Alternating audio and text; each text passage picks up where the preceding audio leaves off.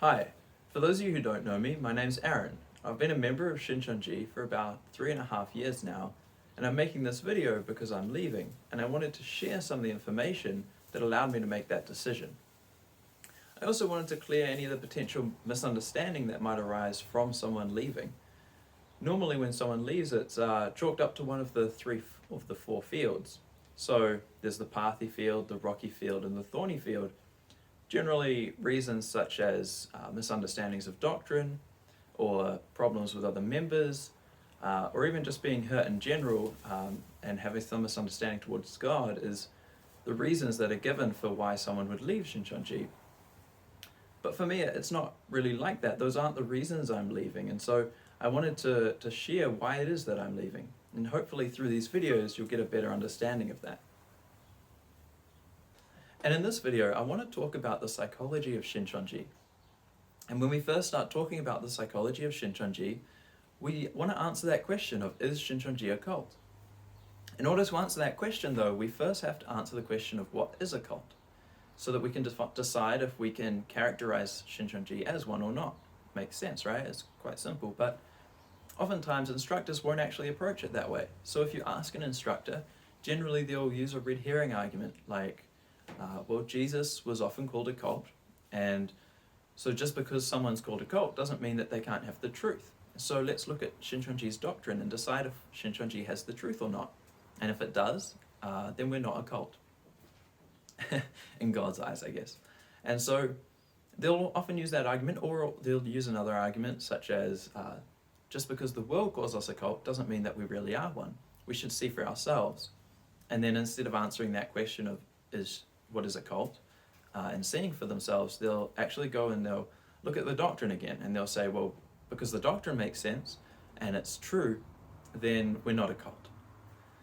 But is that really how you can decide if something's a cult or not, by looking at its doctrine? Well, if you ask psychologists, that's not how you can determine that, because there are such things as political cults, which don't have any religious doctrine at all. So how could they be classified as a cult if they don't have a religious doctrine to see if it's true or not? And so if we actually look at the work that psychologists have done, a lot of them have looked into cults, and one such psychologist would be Robert J. Lifton. What I really love about Robert J. Lifton, as an aside, is that he did a lot of his work in the 50s and 60s, so before Shincheonji was even established. So it's really hard to make that argument that it's somehow persecution. But getting back to it, Robert J. Lifton, he did a lot of the founding work on cults, and so he answered some of these really basic questions like, what is a cult? And if we look at his article that he published in 1981 originally, it's called Cult Formation, he's given 3 characteristics that can be used to identify if something is a cult or not. So the 3 characteristics are, number 1, a charismatic leader with no meaningful accountability, who in some ways becomes an object of worship. Number 2, a process of indoctrination or education that can be seen as coercive persuasion or thought reform. And we'll define what coercive persuasion means. And number 3, economic, sexual, or other exploitation of group members by the leader and higher-ups. And before saying that Shincheonji meets these 3 criteria, members might protest and say, well, we don't actually worship Lee Man-hee as God, so we don't fit that first criteria. But it's important to understand what that first criteria is actually getting at, why it is there.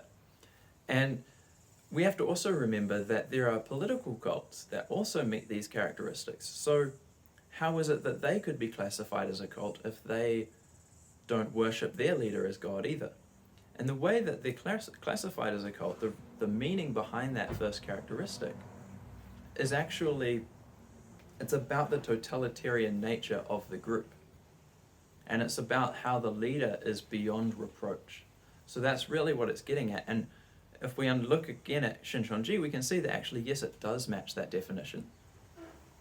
So as such, we can say that yes, Shincheonji does meet these 3 criteria, and it can be classified as a cult. But there was a term that I said we'd define, coercive persuasion.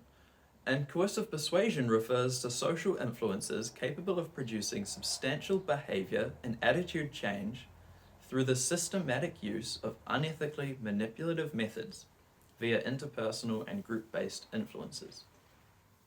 So what that means basically is when you're in a social environment with one or more people, and those people use unethically manipulative methods in order to sway your behavior, that will actually exert a substantial pressure, a social pressure on you, in order to produce a substantial change in your behavior or attitude. And to put it into concrete terms, for example, when Shincheonji members are pretending to be new recruits attending this center for the first time, but they've actually been through the center before and they're full-time members of Shincheonji, when those members all voice their collective agreement with what's being taught in the lessons and what's being taught by the instructor, that will exert a substantial pressure on the real recruits, on the people who are really attending for the first time, and it will kind of cause them to comply with the group rather than judge for themselves and think for themselves. It's very difficult to go against the group and to say, well, no, I don't agree with what's being taught in that lesson. And so it will generally lead to these members complying rather than actually thinking it through and deciding for themselves whether they agree with what's being taught. And so through coercive persuasion, they'll agree with the center. And if we want to see how effective and how substantial this coercive persuasion can be, we just have to look at the Solomon Asch conformity experiment. So this experiment really demonstrates that humans can be willing to ignore reality for the large part just to comply with the group. And something as simple as the length of a line, something that should be so plainly true, can be ignored and kind of pushed aside in order to just comply with the group. And I would encourage you to look into what the Solomon Asch conformity experiment is and how it was run in order to understand that better. But just to move on for the sake of time, Lifton goes into more detail about the process of indoctrination in his 1961 book, Thought Reform and the Psychology of Totalism. And in chapter 22 of that book, he outlines what he calls the 8 criteria for thought reform. And we're going to look through these 8 criteria. I've made a PowerPoint, and on the slides, it will have how that criteria is met by Shincheonji. And as we look through the slides, I'll summarize Lifton's explanation of what each criteria is in the voiceover. But before we get into them, I just want to point out that these definitions for what each criteria is have not been tailored to Shincheonji. They're taken in large part directly out of the 1961 book. So I just want to say that because some of them fit so perfectly that it might seem like I've kind of messed with them or tailored them so that they fit with Shincheonji. But that's not what's happened. A lot of these are actually direct quotes of Lifton. So this first criteria is called milieu control. And milieu just means a person's social environment. So this would be referring to the control of an individual's daily environment. What thoughts, actions, places, people, and clothes are acceptable. What we can notice is that these things would generally be decided by an individual themselves. They would decide what thoughts to think, they would decide what things to do, they would decide where to go, who to meet, and what clothes they would like to wear. But under milieu control, that locus of control is moved away from the person towards the group. And it's important to note that this is not absolute control necessarily. So just because you're able to do this thing or that thing, or, well, they don't control this aspect of my life, that's not a very strong argument when you look at the examples, for instance, given on the slides. And if we look at this last example, it might be tempting for a current member to say, well, this is just etiquette, right? Wearing the right clothes, having the right behavior in a place of worship is common, it's just etiquette. And that's to a degree true, but actually we can see that this goes beyond etiquette and into milieu control through things like members ought to smile throughout the whole service time, or when you agree with something, or actually just when something is said, you're meant to say Amen instantly, and yell it out, so that you can voice your agreement.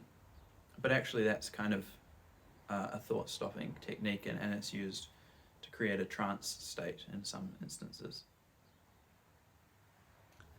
And the next criteria is mystical manipulation. This refers to the process through which cult members are made to feel subordinate to the higher purpose of the cult. This is generally established through planned spontaneity, which seems near mystical for the person being manipulated. Planned spontaneity meaning that it's prepared beforehand, but in the moment it's made to seem spur of the moment, spontaneous. And so, continuing on, the cult member is taught to see themselves as chosen to carry out the higher purpose, the pursuit of which must supersede all considerations of decency or of immediate human welfare. A cult member who fully trusts or has strong faith in the cult can experience the manipulation as a mystical experience. That is, he may welcome their mysteriousness, find pleasure in their pain, and feel them to be necessary for the fulfillment of the higher purpose. Alternatively, without this trust, individuals tend to develop what Lifton calls the psychology of the pawn. Feeling himself unable to escape from forces more powerful than himself, the cult member adapts to align with those forces.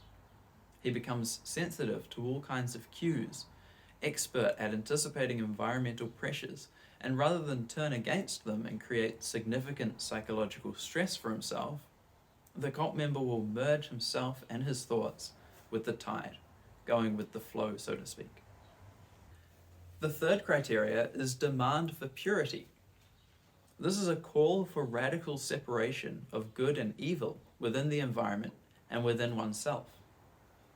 Purification is a continuing process which enforces conformity through guilt and shame evoked by mutual criticism and self-criticism in small groups. So this idea is quite common in totalistic groups, this radical separation of good and evil, but we can especially see that purification is a continuing process in Shincheonji. We're never free of sin, we are continually sinning, and so we need to continually atone for our sin and be washed by the word, third and seventh day service. And so we can also see a lot of mutual criticism and self-criticism taking place, even if it's not necessarily called criticism as such. It's often called reflection or sharing perceptions in a negative aspect, in a negative tone, for instance, where we'll be sharing our perceptions, but it's actually a criticism of oneself.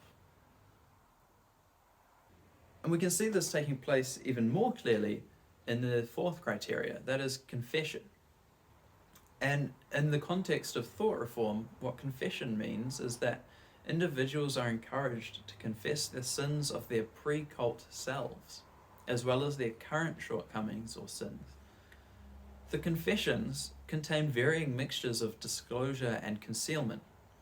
So newer cult members confessing the sins of their pre-cultics lives may leave out details and feelings they are reluctant to discuss, including a continuing identification with who they were before joining the cult. Basically, when newer cult members share about their pre-cult selves and other cult members, they tend to conceal part of the story or alter it slightly so that it better fits the cult's narrative. The fifth criteria is sacred science. This is when a particular doctrine is presented as the capital T truth, which cannot and must not be contested by its members.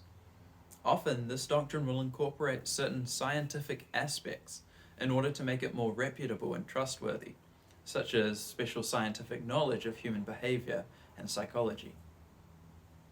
The sixth criteria is loaded language. This refers to a substitute language in which terms and phrases are redefined and deified, which becomes the common language among members. A simplified, cliché-ridden language can exert enormous psychological force, reducing every issue in a complicated life to a simple set of slogans that are said to embody the truth as a totality. We can see that Shincheonji uses a lot of terms, but they also use a lot of phrases to reduce complicated situations to a simple slogan. You may not have been exposed to all of these. For instance, a heaven and earth situation, you may never have experienced that as a loaded language, but I'm sure that almost everyone will have been told at some point or another, or overheard it being said, that someone needs to stretch their heart bowl. So regardless of how many of these phrases you heard, we can definitely see that a loaded language is being used. The seventh criteria is doctrine over person. This is invoked when cult members sense a conflict between what they are experiencing and what doctrine says they should experience.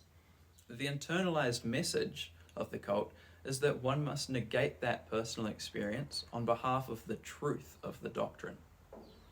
Contradictions become associated with guilt, and doubt indicates one's own deficiency or evil. So this basically means that a cult member's experience, it won't be explicitly said, but the way that they'll experience it is that the truth of the doctrine outweighs the truth of reality, the truth of their experiences, which is quite a outlandish idea, and yet when you're in a cult and you're experiencing it, you feel an enormous amount of pressure. And so these contradictions that you experience become associated with guilt, because the doctrine can't ever be wrong, so it must be me that's wrong. And any doubt about the doctrine would indicate that even more so that you are deficient and that you are evil. And the eighth criteria is dispensing of existence. This means that those who have not seen the light and embraced the truth are wedded to evil, tainted, and therefore in some sense, usually metaphorical, lack the right to exist. This is one reason why a cult member threatened with being cast into outer darkness may experience a fear of extinction or collapse. And we can see this taking place specifically around the doctrine of those who are outside of the kingdom during the time of judgment, with the kingdom being taught to be Shincheonji and those outside being condemned to death, and therefore kind of lacking the right to exist. And this is especially why there's so much pressure on members to evangelize and bring people into the kingdom, so that they can be granted that right to exist, they can be granted life. Just before moving on from the 8 criteria, I mentioned thought stopping in an example from Malu Control, and you might experience it while watching one of these videos, particularly the Doctrine video. That's because it's commonly instilled as a defense against ideas that might challenge the doctrine. And I just want to say that it's nothing to really be afraid of. You've likely experienced it a lot as a member without even noticing it. But it's important to point out, because it might help you to actually see that this thought reform has taken place if you can identify the thought stopping. And so I would encourage you to pay attention to any intrusive thoughts that you might experience, any that would be strongly emotional, or especially any that broadly push aside any arguments presented against Shincheonji. If you notice it, I would encourage you perhaps to also watch that section again, because generally thought stopping is used when it kind of hits a nerve. When you don't have a good defense against that argument, you'll generally thought stop it, and so you'll just push it aside and not acknowledge it and just kind of stop thinking about it. Now, beyond Robert J. Lifton's work, Stephen Hassan has also developed the BITE model of authoritarian control. BITE standing for behavioral, information, thought, and emotion. And I would suggest that you go through this yourself. I'll put a link to it in the description, but it can be really helpful to understand how destructive a cult is. And I'm not going to go through it in this video because it would take up too much time, I think, and we've already established that Shincheonji is a cult, and we've already established that it uses thought reform, so perhaps showing that it is a destructive cult would be overkill at this point. And I think that it might be even more compelling for you to go through it yourself and see that for yourself, rather than to have someone else go through it and explain my own experience. It might be helpful for you to see how your experience maps with this BITE model of authoritarian control. I would also suggest looking at some of Stephen Hassan's books. He's got a great book, Combating Cult Mind Control. that's very applicable. He was in a cult, the Moonies, which is very similar to how Shincheonji operates, actually. And he's also got some great talks online, some great interviews that I would encourage you to have a look at. And now we get to the second common defense that's used by Shincheonji, which is, what does it matter? What does it matter if the world calls us a cult? We don't care what the world thinks, we only care what God thinks, right? Well, the reason that it matters if psychologists call Shincheonji a cult is that in order to be a cult, you have to fit that second characteristic, that process of indoctrination that can be seen as coercive persuasion or thought reform. And to fit that, it requires the organization to be unethical, those unethically manipulative methods. The reason it's unethical is because it infringes on the human right to freedom of thought. So if we look at the Universal Declaration of Human Rights, Article 18, it says everyone has the right to freedom of thought, conscience, and religion. This right includes freedom to change his religion or belief, and freedom, either alone or in community with others, and in public or private, to manifest his religion or belief in teaching, practice, worship, and observance. So the way that this is infringed upon is through thought reform. You cannot have freedom of thought and thought reform at the same time. So by seeing that it fulfills those 8 criteria, confirming that it has thought reform, we've also confirmed that Shincheonji is an unethical organization. And now we get to the second common defense that's used by Shincheonji, which is, what does it matter? What does it matter if the world calls us a cult? We don't care what the world thinks, we only care what God thinks, right? Well, the reason that it matters if psychologists call Shincheonji a cult is that in order to be a cult, you have to fit that second characteristic, that process of indoctrination that can be seen as coercive persuasion or thought reform. And to fit that, it requires the organization to be unethical, those unethically manipulative methods. The reason it's unethical is because it infringes on the human right to freedom of thought. So if we look at the Universal Declaration of Human Rights, Article 18, it says everyone has the right to freedom of thought, conscience, and religion. This right includes freedom to change his religion or belief, and freedom, either alone or in community with others, and in public or private, to manifest his religion or belief in teaching, practice, worship, and observance. So the way that this is infringed upon is through thought reform. You cannot have freedom of thought and thought reform at the same time. So by seeing that it fulfills those 8 criteria, confirming that it has thought reform, we've also confirmed that Shincheonji is an unethical organization. And while we're on the topic, an argument could also be made that it infringes upon the Human Rights Article number 19, the freedom to seek information and ideas through any media. The argument being that the doctrine of poison and spiritual death as a result of eating poison could be seen as infringing upon the right to seek information. And also Article 20, Part 2, the right that no one may be compelled to belong to an organization, could be argued that it's being infringed upon through the use of thought reform and indoctrination of spiritual death if one leaves. And so this indoctrination kind of infringes upon that right and compels the person to belong to the organization. But again, to answer the question, the reason that it matters that Shincheonji is called a cult is the same reason that it matters that the People's Republic of China used thought reform in the 1950s. And that is that regardless of your opinion of what the Chinese Communist Party's beliefs were, you can see that the use of thought reform was unethical.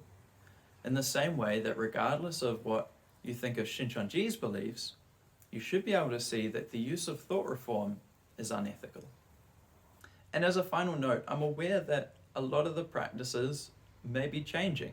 Open evangelism is starting to take place, and there's no longer the same wisdom being used, there's no longer the same unethically manipulative methods taking place, and that is a great step forward.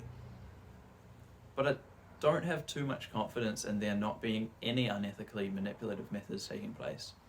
And just because this is changing and that they're no longer using the same unethically manipulative methods, it doesn't change the fact that it has been used in the past. And so 95% of members who are currently in Shincheonji have experienced Shincheonji as a cult.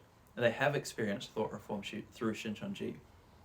And to just move on from that and ignore it and pretend that it doesn't matter anymore because we're no longer doing that, kind of ignores the trauma and the pain and actually the hardships that those members have been exposed to as a result of this unethical organization. So I think it definitely needs to be at least addressed and at least apologized for. And I think members should really take a look at the doctrine and take a look at Shincheonji again, as opposed to just continuing along with the thought reform that's been indoctrinated into them. I think they should really step back and have another look at that. So that was an overview of the psychology of Shincheonji. And we looked at more of the practice rather than the doctrine. So you might still be thinking that, well, perhaps this is just a flaw of the humanity within Shincheonji, the fact that people made mistakes. And so it's not Shincheonji's fault, but rather the people who are within heaven, they made mistakes. And so that just needs to be addressed and forgiven, and then we can continue to stay in Shincheonji. And it's unfortunately quite common for people to say that, well, yes, you were manipulated, but you were manipulated into heaven. So how much more should we rejoice? It doesn't matter how you got here. The fact is, you're in heaven now. So hallelujah, thank God. But I do have a bit of a problem with that, because we can also see the same manipulative methods and the exact same practices taking place in a lot of other cults, like the Moonies, for example, where the same practices are happening, and they also have that same argument of, well, our doctrine means that we are heaven. So in the next video, we'll take a look at the doctrine, and hopefully after watching that, you can decide for yourself if you believe that Shincheonji truly is the place of heaven with the infallible word of God that just happens to indoctrinate people, or if it's just another cult that operates in the same way that every other cult operates, or perhaps somewhere in between. But ultimately, I do really hope that you watch the next video, because above everything else, I just want you to be able to be making informed decisions. I hope that whether you agree with me or not, you can have as much information and make the best decisions based on that information as you can.